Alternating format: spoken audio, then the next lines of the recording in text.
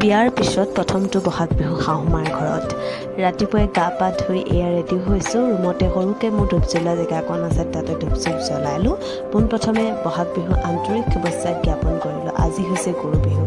বিহুৰ দিনা ৰাতিপুৱাই ধূপ মই বনোৱা পিঠা দি সকলোলৈকে চাহ ৰেডি কৰিলোঁ তাৰপিছত শাহুমা আৰু মই মিলি জলপান দিলোঁ জলপান দি মেলি মই আকৌ গ'লোঁ হাজবেণ্ডক আনিবলৈ হাজবেণ্ড যিহেতু এদিনৰ কাৰণে আহিব বিহু বুলি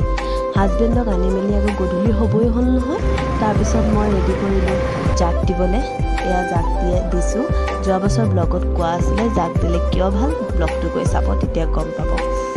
আৰু গোটেই ঘৰটোত মই ধূনা দিলোঁ গধূলি যিহেতু ধূনা দিব লাগে গৰু বিহুৰ দিনা সেইটো কাৰণে ধূনা গধূলিৰ চাহ তাহ খাই মেলি হাজবেণ্ড আৰু মই অলপ ওলাই গ'লোঁ ওলাই যাওঁতে আকৌ বাটত সৰু কণমানিহঁতে হুঁচৰি গাবলৈ ৰেডি হৈছে ইমান যে ভাল লাগিলে তাহাঁতক দেখি